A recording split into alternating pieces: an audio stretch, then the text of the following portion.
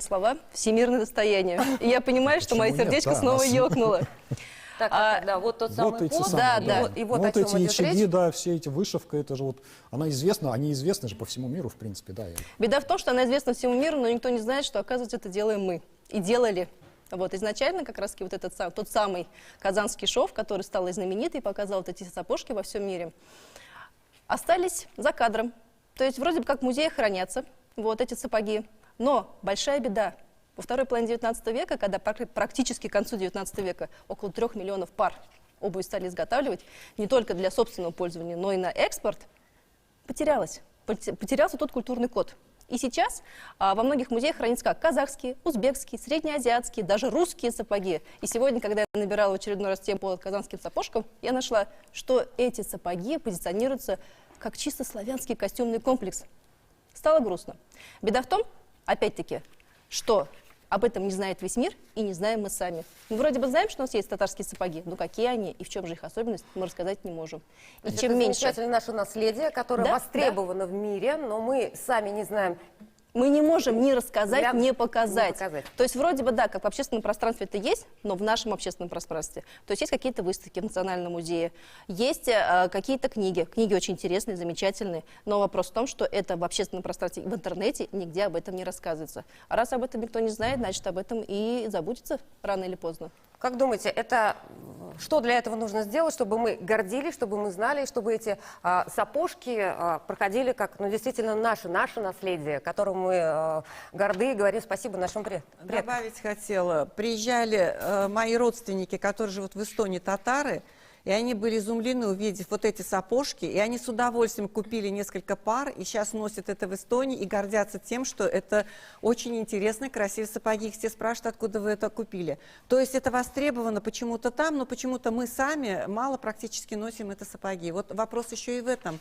Чего не достает? Популяризации не достает, того, что мы в повседневной жизни многие сами или не носим, почему мало они употребляются. Да, тапочки мы носим, кстати, надо отдать должное, да, в дома, в обиходе, а вот такие красивые сапоги не так часто увидишь, к сожалению. Честно говоря, очень дорого, это еще дополнительная тема потом для разговора, да. потому что они доступны для повседневной жизни. Это не масс-маркет, это ручная работа, и нужно понимать, что стоимость, я думаю, зашкаливает от 10-15, наверное, и выше, если это действительно ручная работа. Все верно, да, Надир?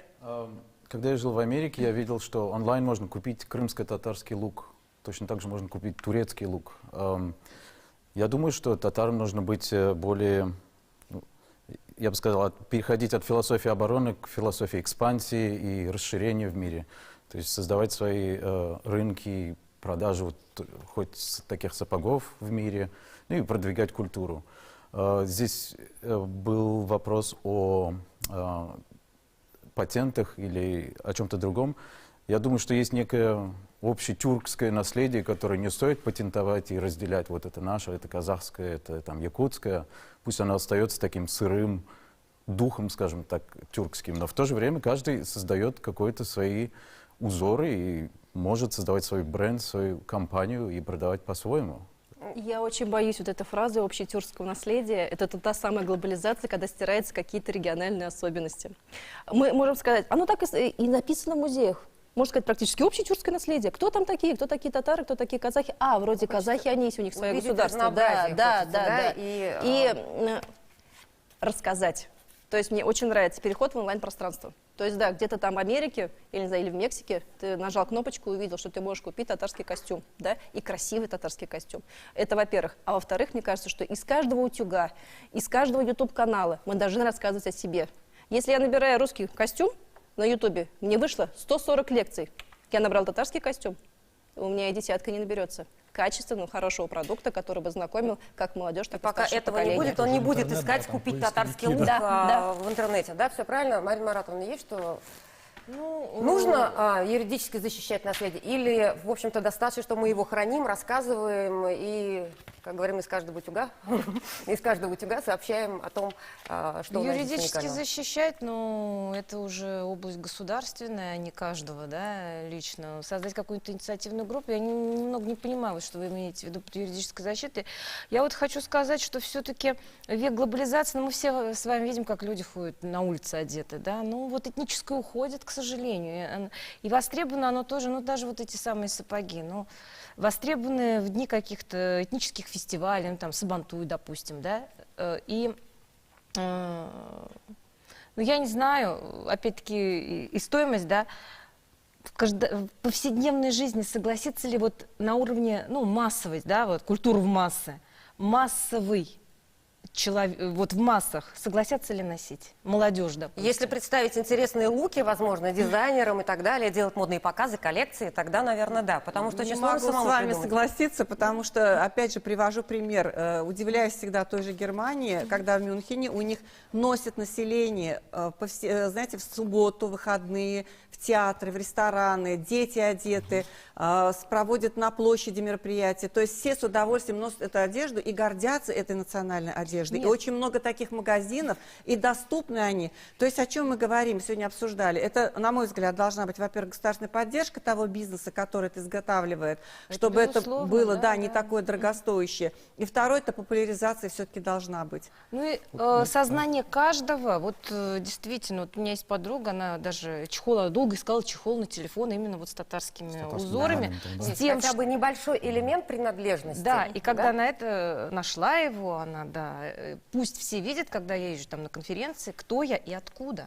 Вот То тут есть- в пример приводились, да, вот и Германия, и Соединенные Штаты, да, вот все-таки вот эта вот татарскость, да, где ее легче сохранить, не знаю, там, в Татарстане вроде бы, да, у нас тут есть все возможности для этого, с другой стороны, за пределами республики, по словам наших соотечественников, и, собственно, сами, когда ездим, да, там у них вот включается еще вот эта вот ностальгия, они как-то там вот объединяются в автономии, там, в культурное общество.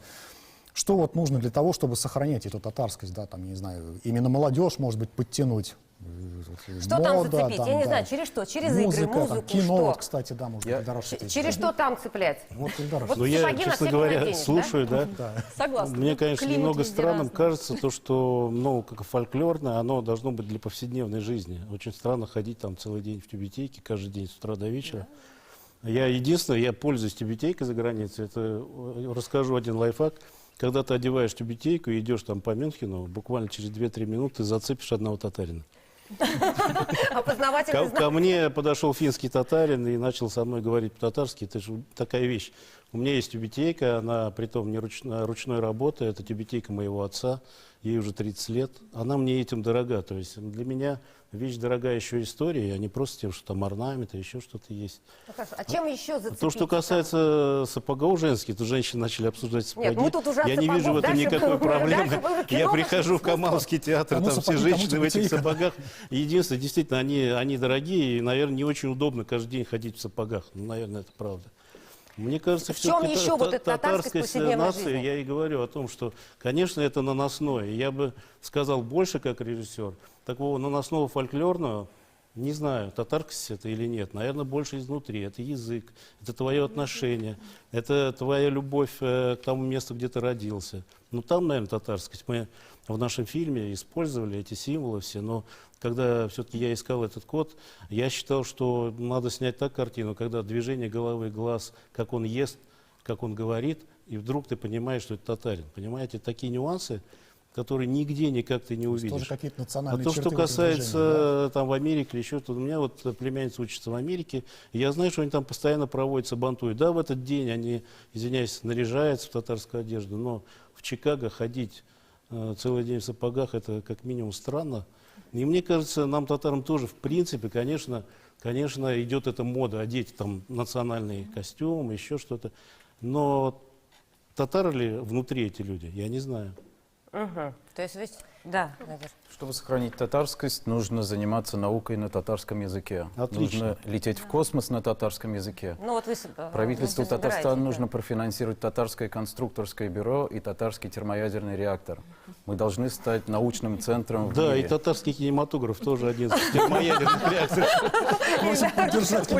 Когда Казань, ну не обязательно Казань, но татары станут популярным центром, где можно заниматься наукой, люди скажут, мы хотим учить татарский, чтобы заниматься татарский. То есть, термоядерным реактором. если татарская мода не модна для большинства, например, то Вы наука знаете, можно может я быть скажу, да, модной и всё-таки востребованной. Так получается? Много татарского слишком Мы скорее декоративно. создаем поле. как раз-таки. Да, Для поле того, для того, чтобы Да, работали да, ученые, да? да. Вот, Надир, сейчас мы говорим о современных трендах, которые он говорит. Какие тут сапоги, какие и так далее. У нас есть, нам дальше двигаться надо. Что там, что создаете, Надир? Ну, сначала я хочу сказать, каждому татарину и татарке нужно установить биткоин-кошелек на своем компьютере и Так. понять, что это такое, потому что сейчас происходит гиперинфляция, и сегодня вы зарабатываете 40 тысяч, завтра хлеб будет стоить 40 тысяч. Поэтому нужно понимать, что такое криптовалюты и осваивать их. Хорошо, как вы Я назвали? создаю... Как Да. это вот сохранит татарскость-то Нет, действительно? нет, подожди, криптовалюту я создаю как называют? криптенке, татарскую криптовалюту. Создает криптовалюту, Надир. То есть она не будет... Биткоин тоже полезная, но криптенке будет еще полезнее тем, что она исполняет функцию архиватора, то есть она выполняет полезную функцию, кроме как функцию обмена. Ну, это я уж сам себя рекламирую, можно Хорошо, сказать. да. А, Надир, вы об этом татарском рассказываете? Потихоньку. Где? Я общаюсь с друзьями. А как-то это выкладываете контент, чтобы вот не только ваши друзья об этом узнали, а, например, и я, совершенно не следующая в криптовалюте никак. Ладно, хоть дачу забрала свою, уже счастлива. Ну вот мы сегодня пообщались, и я вам передам копию, когда она будет готова. Она будет готова через пару Далекое недель. будущее. Ну, Надир вопрос- при этом нет, Надир читает лекции о ракетостроении на татарском языке, статьи у него выходят на татарском языке. Человек Да. вообще вернулся из США, чтобы здесь все это дело поднимать. И вот сейчас, насколько востребована ваша лекция на татарском и криптотанка в этой ситуации будет, Учитывая, что я если не очень внедрить татарское в повседневность? Не очень сильно рекламировал в библиотеке, пришло не так много человек, но интересующиеся люди есть, и у меня уже есть группа, которая хочет заниматься термоядерным реактором. И мы уже начали составлять список вещей, которые нужно купить, чтобы построить первую экспериментальную часть, которая, в общем-то, будет не такой уж и дорогой, и она будет как бы началом для этого. Мы разговариваем по-татарски, мы делаем список по-татарски, и наши чертежи тоже будут на татарском. То есть Кстати, нужно- относительно библиотеки, там очень активно собираются ребята татароязычной аудитории, Да. которые разговаривают совершенно на разные темы, не только о ракетостроении. Ну вот вы говорите о Республике Татарстан, здесь нет проблем с сохранением татарскости-то. Вот про регионы же начали ну вот, да, разговор, всё-таки да. именно за пределами И вы Татарстана. про Ну, мы про реги- Астраханскую область опять там вот сюда Оренбург, заходим. Сейчас можно Оренбург про подключится, да? Астраханскую, про любую, про Сибирь, где угодно. Вот вы сказали, что собираются ребята, ну там какая-то группа, вот действительно, вот это движение татарскости, оно не выходит в массы, оно не становится массовым в регионе. Есть группы, вот, которые интересуются культурой, развитием татар, а основная масса, она вне этого поля людей, которые уже и язык потеряли. Да вот в июне мой друг приезжал, мы учились в одной группе, его зовут Ренат, он с сыном своим Маратом, и они ходят и говорят: ба, тут столько всего татарского. Я говорю: Ренат, он говорит: да, я язык не знаю. Это и вот мальчишке 16 лет, он эти самые сапоги увидел, а это что такое? Кулфак увидел, а это что такое? Я говорю: Марат. А он: ну, я же только вот татарин, потому что папа татарин. Как раз-таки к вопросу о том, что выходим в онлайн-пространство. У нас то же самое, здесь небольшое сообщество, которое интересное, и которое об этом рассказывает активно и много через интернет. Мы никак не можем захватить аудиторию, которая вне Татарстана, если только не будем рассказывать об этом активно в интернет-сообществах. Но здесь все равно от татарского языка не уйдешь. Он звучит в транспорте в общественном, двуязычные вывески. Это все равно татарскость. Она есть. Она в вывесках, в орнаментах. Она везде есть в Татарстане. А вот вне Татарстана, вот это проблема, конечно. Может, Мы, вне Татарстана, подождите, да, мы сейчас переключимся на рекламу, да, а потом послушаем, что и в Оренбурге.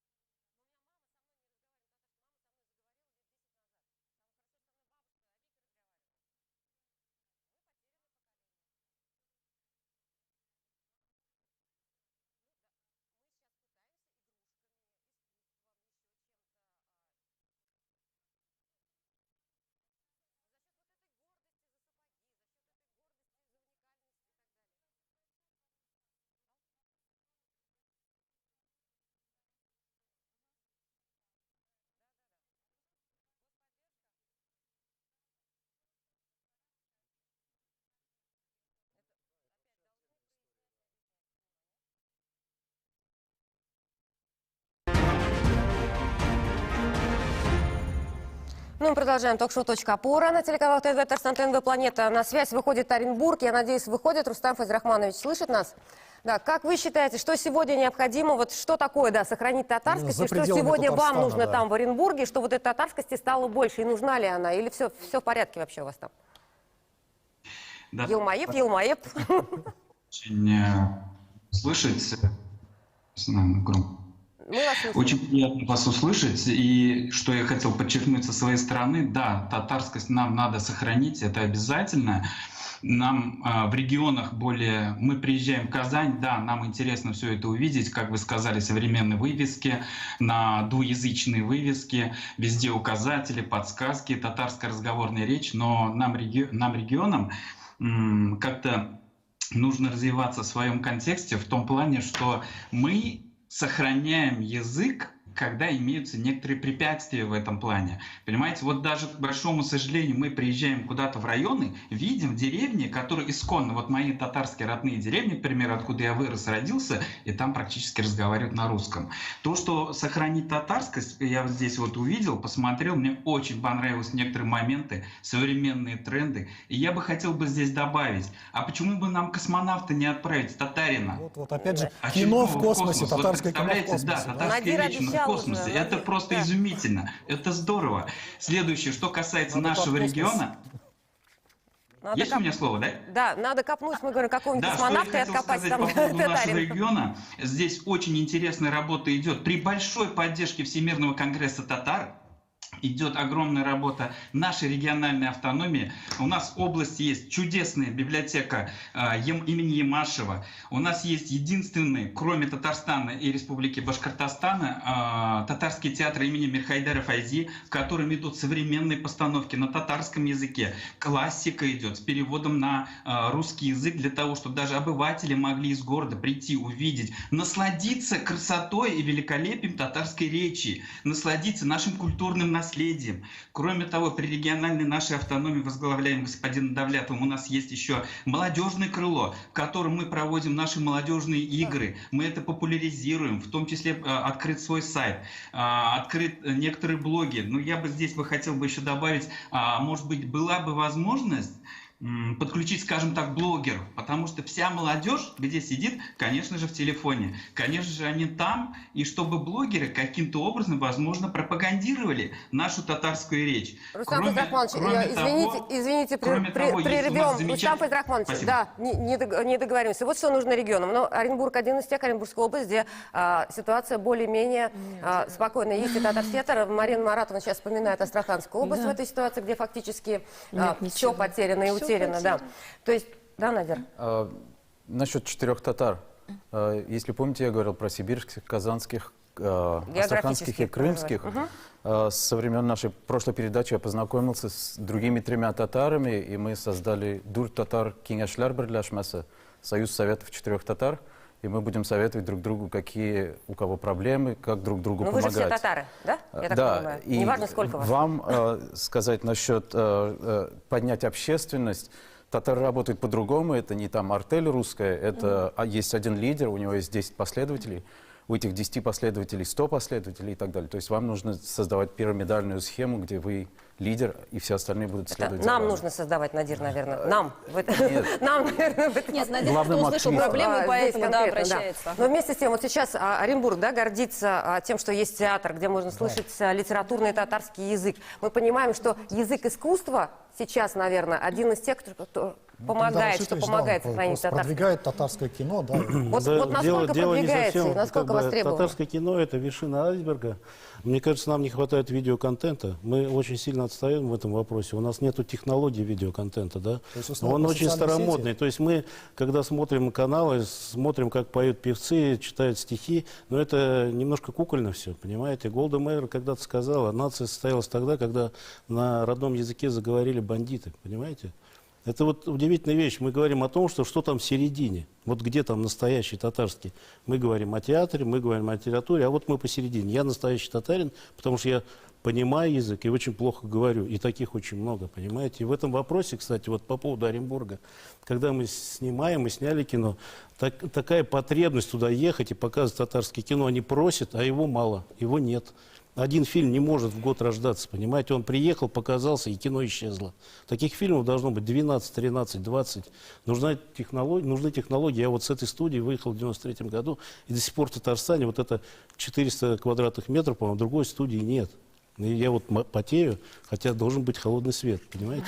Технологии должны быть. Пришел режиссер, Да. вот, приглашай режиссера на программу. Да дело не в этом. Нет, всё Дело по- в том, что, всё, конечно, например, это канал важно. ТНВ сегодня запустил новый сериал. Но это здорово. Почему это здорово? Потому что они начали говорить на серьезные темы, не на кукольные, просто там развеселить.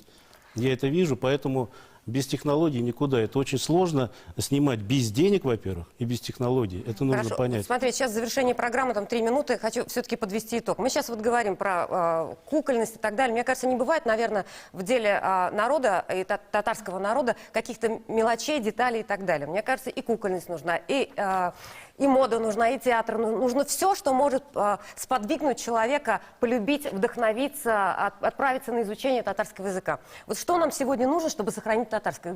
Буквально коротко, какие-то емко. Там, Я 3 думаю, каких-то. что государственная программа должна быть, и финансирование должно быть, популяризация должна быть, на мой взгляд. Через все, через атрибуты. Вот все, что атрибуты вы жизни. назвали, но это должна быть программа финансирования. Один только бизнес это не сможет вытянуть однозначно. Хорошо, спасибо, Надир. Я, как и вначале бы сказал, переходите от философии обороны к философии расширения и экспансии. Будьте миссионерами в своем деле. И вот то, что вы ведете эту программу, уже очень большое дело. То, что мы общаемся, это очень большое дело. И мы каждый в своей области должны расширяться в свои стороны и захватывать все новое. Эльдар? Что нет? Что нет? Нет, но я в продолжении все равно своей темы буду говорить о том, что все-таки вот по Татарстану... Кино что- должно быть больше. Да нет, вот смотрите, язык очень много зависит от того, зачем он нужен, да? Финансирование, деньги и женщины, две вещи, которые всегда управляют вообще людьми. Все, что татарское, оно плохо финансируется, понимаете? Вот возьмем наших актеров, они мало получают. Возьмем наши ремесленные, что они много получают. Конечно, у нас молодежь убегает в Москву, потому что там деньги. И все-таки об этом тоже надо думать, потому что язык очень сильно зависит от экономики, от внутренней среды. Я думаю, что язык и не только от этого зависит. Коротко, пожалуйста, дадим. Да, конечно, в любом случае от финансирования мы никуда не идем, не уходим и не сможем уйти. Господдержка и работа с научным сообществом. Потому что без науки мы никуда. И просвещения, безусловно. Переход в онлайн-формат. Хорошо, Рустам Файзрахманович, коротко. Новые креативные молодежные проекты при государственном софинансировании, при увеличении государственного финансирования на грантовые проекты и в том числе на выделение на социально-культурные расходы в России, в том числе в областях. Хорошо, спасибо, Марина Маратовна. Делать, ну, вот все возможное, все то, что сказано, чтобы культура шла в массы, чтобы она не была уделом вот этой татарскости, вот этих групп, особенно в регионах. То есть обращать внимание на то, чтобы это действительно видели люди, а не вот эта группа активистов и участвовала в этом. Ну, я не знаю, тут вот все, что сказали, к этому Все равно, подходит. мне кажется, еще в семье тоже это очень важно. И семья, да. Работа с молодежью. Молодежь, Молодежь наше Вот будущее. все настаивают, да, это много. нужны блогеры, молодежь и так далее. Меня родители заставляли говори по-татарски дома. Я теперь знаю татарский, да. Меня и заставляли, я их теперь заставляю. Но это нужно оказаться на телеканале ТНВ, чтобы это сделать. Это было ток-шоу «Точка опоры» на телеканале ТНВ Татарстан, ТНВ Планета. Благодарим вас, всех экспертов, за участие. Мы выходим ежедневно с понедельника по пятницу в 16:30. Завтра мы выйдем В обычное позиции. в обычное время, да. Так что благодарим Звоните, всех за участие. включайтесь. Всего доброго, до Всего свидания. доброго, спасибо.